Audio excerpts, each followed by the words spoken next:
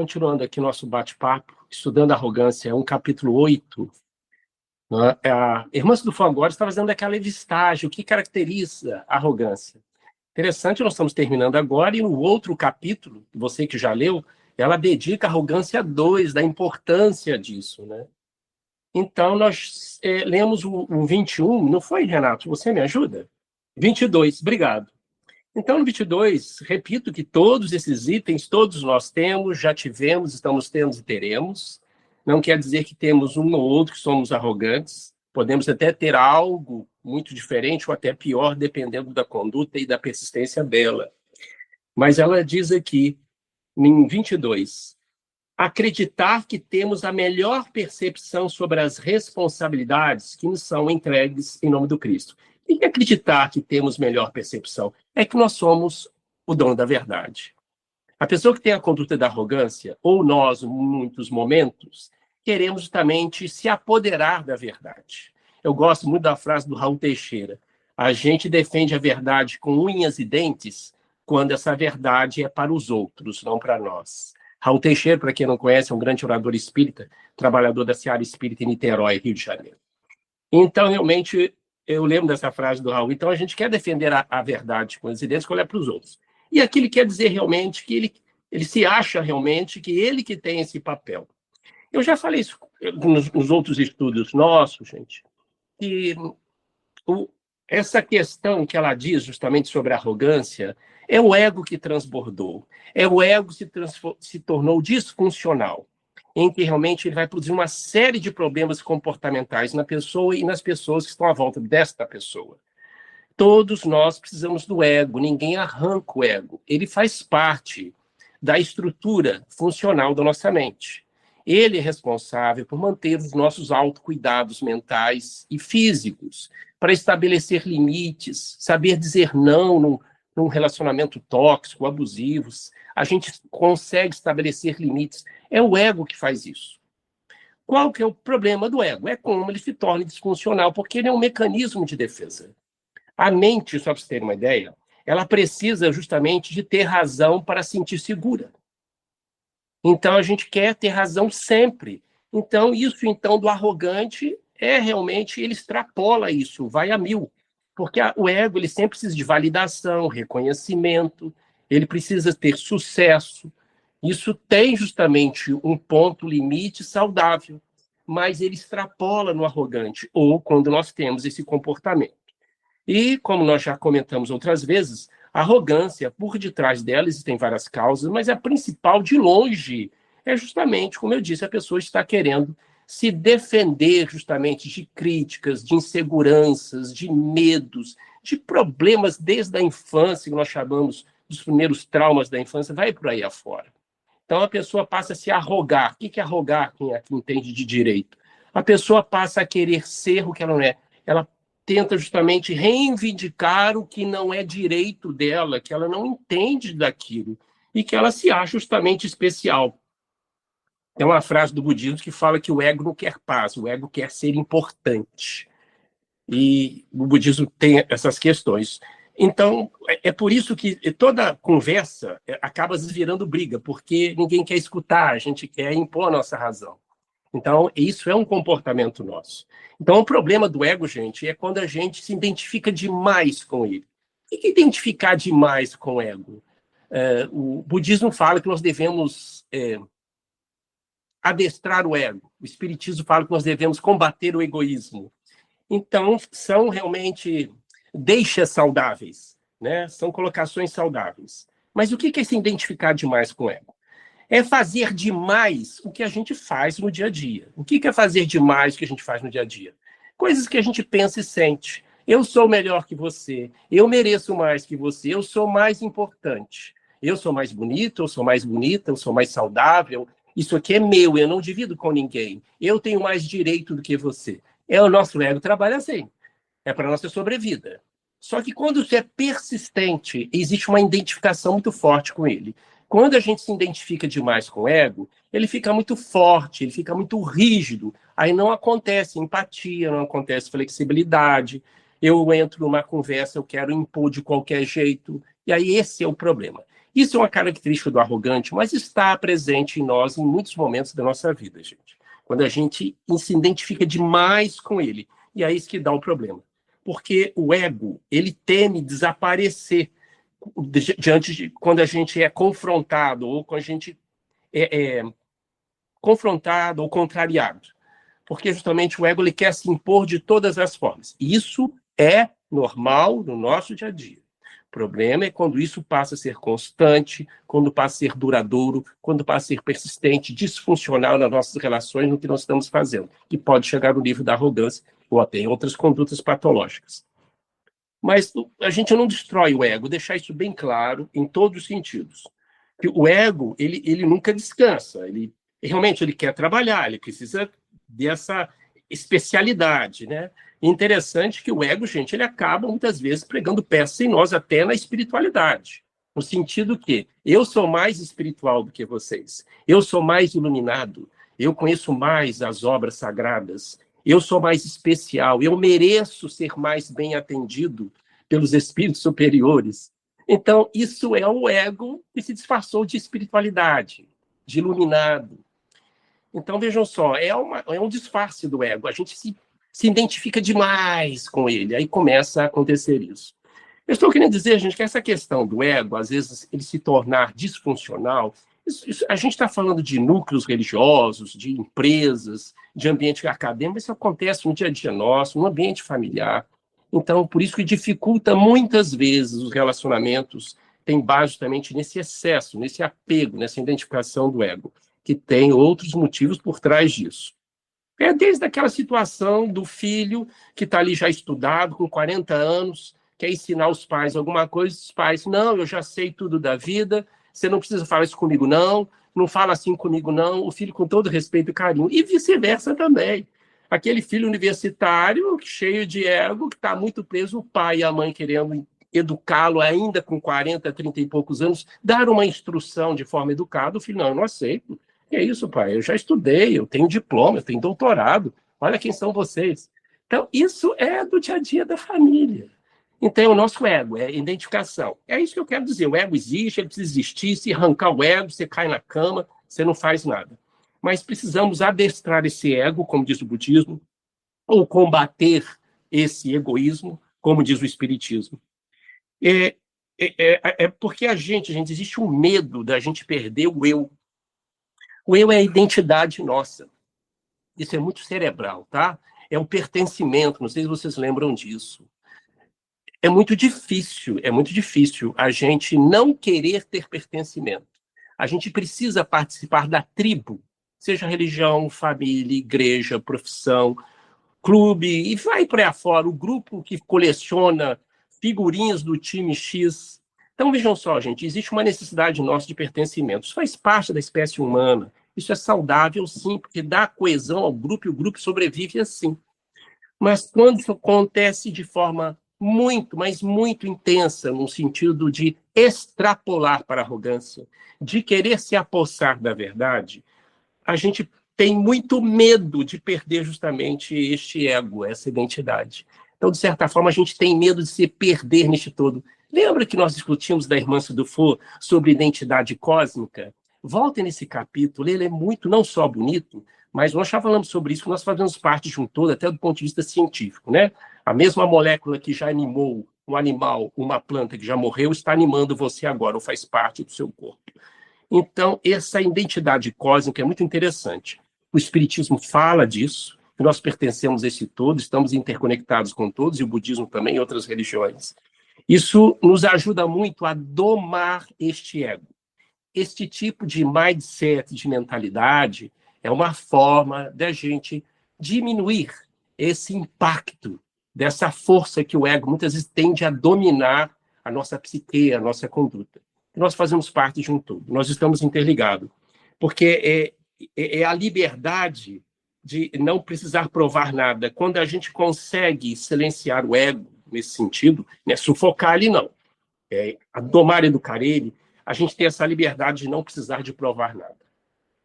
Então, a gente está voltando aqui para a arrogância. O indivíduo está sempre querendo provar que ele sabe mais. Está sempre querendo provar de que ele pode mais. está sempre querendo provar que ele tem a melhor percepção de tudo, que ele é o escolhido de Deus. Eu vejo assim muitos religiosos, tá? E eu vejo no meu meio e de outras religiões, que a pessoa, quando se torna muito religiosa, ela quer ser missionária. E o missionário, não que ele não possa ser, isso até é, mas ele tem essa vocação para ser missionário. Missionário no sentido de escolhido por Deus para desempenhar um papel. Eu lembro o nosso grande trabalhador da seara espírita, se me permite falar dele, não tem importância, que é justamente o professor Pacini. Ele falava que nós não somos missionários, nós somos tarefeiros do bem. É uma gracinha ele falando isso, é no sentido de que todos nós temos que fazer a nossa melhor parte mesmo, né? É aquilo que nós dissemos, e o espírito humano fala isso através do Chico. Faça o que te compete fazer da melhor forma possível até o último momento, né? Isso justamente é a sua cota de fé, a sua cota justamente de ligação com Deus. Mas o ego sempre vai existir, gente, nesse sentido. Então, o ego ele faz parte da nossa estrutura, precisamos domá-lo, precisamos educá-lo, que nós estamos querendo fazer aqui, mas, de fato, gente, nós pertencemos ao todo. E as pessoas estão interconectadas conosco. Quando nós fazemos essa conexão do todo, a gente diminui essa força muito individualista do ego. Bom, ela continua aqui. Julgar-se apto a conhecer o que se passa no íntimo do nosso próximo. Puxa vida, gente, a gente não consegue saber o que está passando no nosso mundo íntimo. Dificuldade em ler as nossas emoções, né? Nós estamos exercitando isso através dessa obra da Irmãs do Fogo. A gente, mais uma vez, ter a arrogância e a presunção de dizer o que o outro está sentindo. Eu sei que você está passando, sentindo. Você não sabe, não. A pessoa está passando por um problema, por uma dor, que a gente não tem dimensão para isso. Então, assim, a gente tem dificuldade, muitas vezes, de estabelecer isso. É justamente uma coisa fora do comum de querer saber o que você está sentindo. E nós temos uma dificuldade muito grande de dimensionar as nossas próprias emoções e sentimentos. Por isso, cada vez mais, a gente precisa ter autoconsciência disso. Ela vai falar de novo, nós já falamos sobre isso, a capacidade que nós temos de nomear sentimentos, que é a nomeação dos afetos. Isso já é uma forma, justamente, de ativar a nossa consciência. Nós estamos exercitando isso, ensaiando. Imagina querer identificar isso no outro. Então, realmente, é uma presunção de querer se apossar da verdade, no sentido de querer ler o que o outro está sentindo. E aqui ela termina de desprezar o valor alheio, né? A gente realmente quer diminuir as pessoas quando a gente se sente inseguro. Lembre-se disso. O que eu vou falar não é uma frase 100%, mas quando você recebe uma crítica de alguém, com certeza essa pessoa não está acima de você. Quando uma pessoa é superior a você em alguma coisa, ela jamais vai fazer a crítica. Geralmente, quem faz a crítica, uma crítica mordaz, uma crítica no sentido de menosprezar ou diminuir, essa pessoa está abaixo ou igual a você. Porque a pessoa que está acima de você, quando ela faz uma crítica, é no sentido de que ela sabe que você está no mesmo caminho que um dia ela fez. Isso é muito interessante. A pessoa que está acima de você, ela sabe que ela fez o mesmo caminho para chegar onde ela está. Bom, e continua ali. Ô, Piano, você falou um negócio. Só que você está se ilustrando, está falando, eu pensei nas minhas relações, né? Esses dois últimos itens que você falou, geralmente as pessoas que fazem isso, elas querem ter poder sobre você, né? Não é isso? Exatamente, o arrogante, ele quer outro.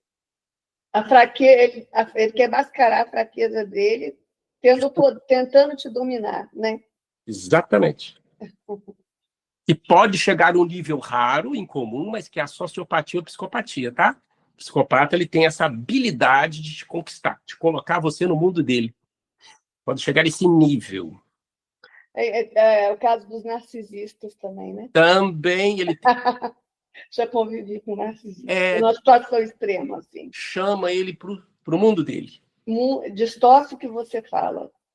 Chama para o mundo dele. É uma pessoa, aí chega o nível de patologia, né, Esther? A pessoa é patológico, precisa de tratamento e, às vezes, remédio. Vejam só, a ausência de consciência sobre esses sentimentos e suas manifestações de rebeldia têm sido responsáveis por inúmeros acidentes da vida interpessoal. Olha só, gente, a ausência de consciência sobre sentimentos e suas manifestações de rebeldia Quer dizer, a gente nega, está sempre negando o que sente, o que pensa. Por isso que a gente está sempre jogando isso para o mundo do inconsciente. A gente não quer ter consciência disso, acha que isso realmente é algo muito subjetivo que vai atrapalhar a nossa vida.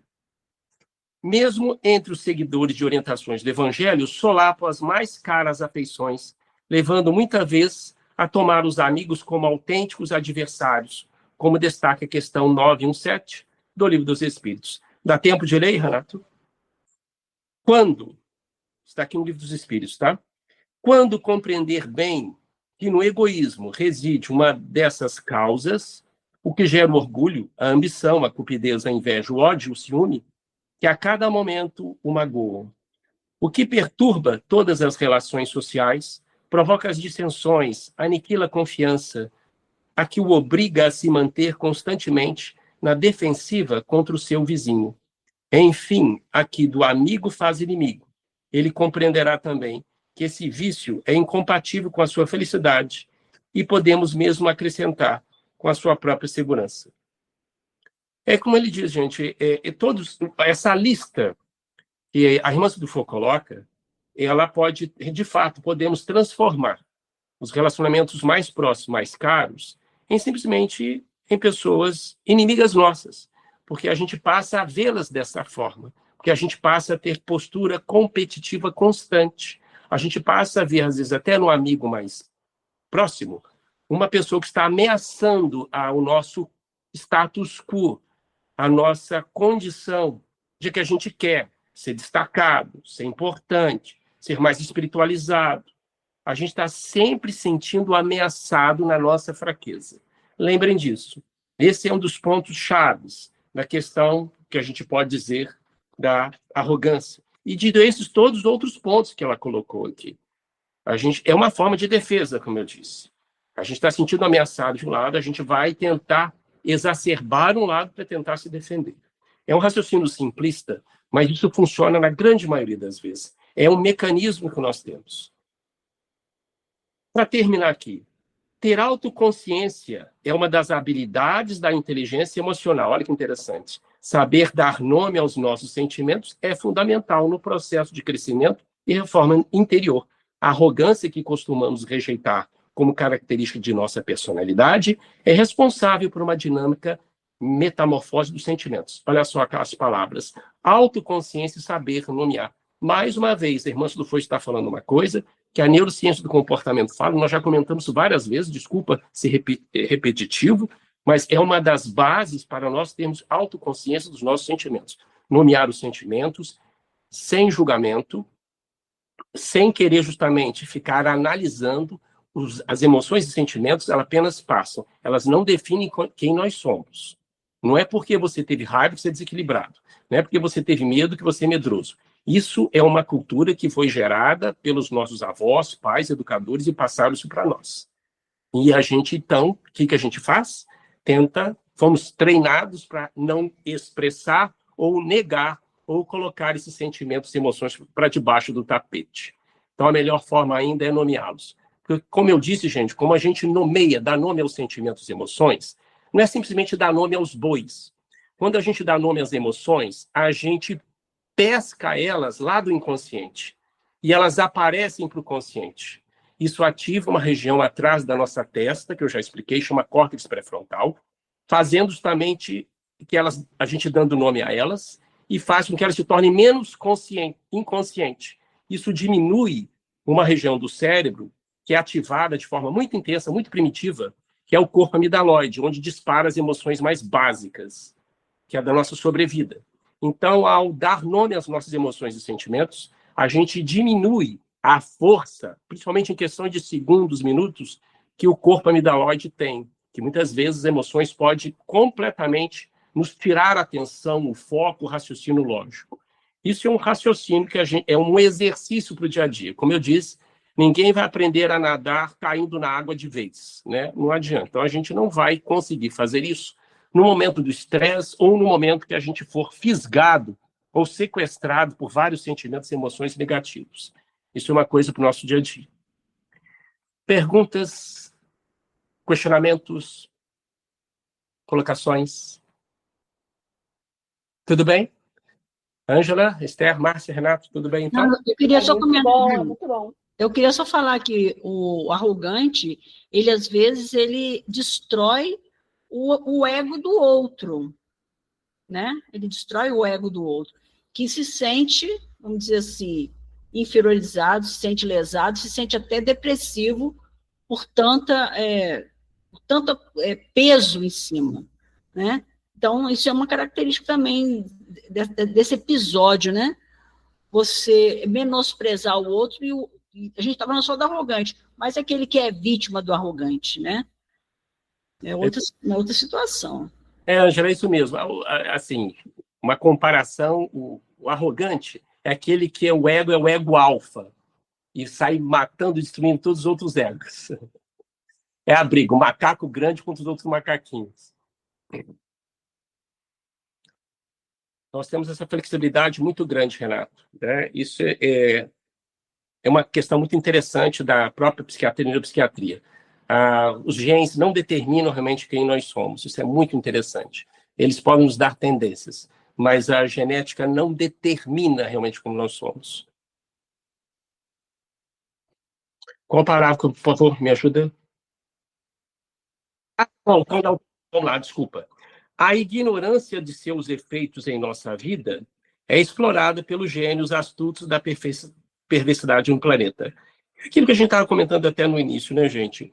A obsessão, ela é um cofator. Os obsessores se utilizam das nossas vulnerabilidades, e todos nós temos.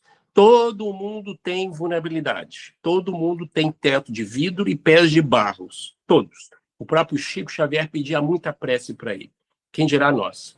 Então, nós estamos sujeitos às ações dos espíritos inferiores. Mas não quer dizer que é fatal que eles vão conseguir êxito, porque também nós temos recursos pessoais, que é justamente a nossa inteligência, o nosso livre-arbítrio, de escolher, de selecionar coisas saudáveis, para que a gente não se conecte com as sugestões mentais dele.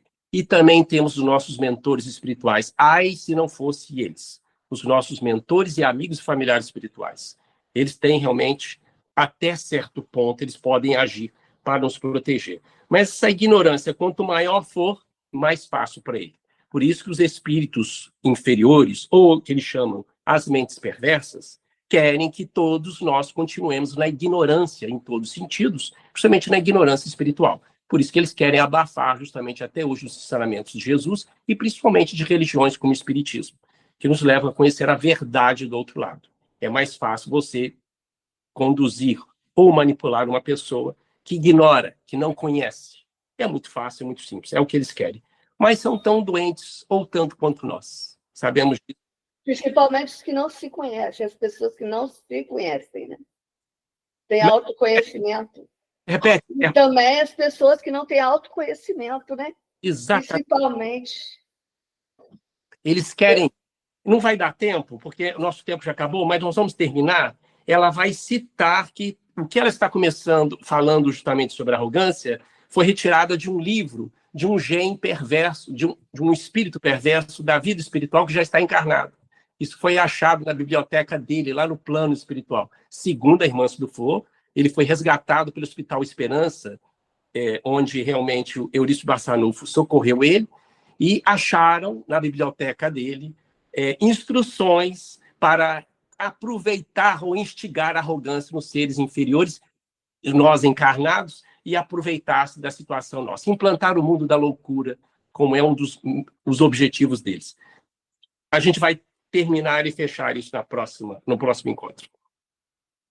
Então, vamos pedir a esses mentores que já estão aqui conosco, são familiares dessa de outras vidas, que estão aqui nos abraçando.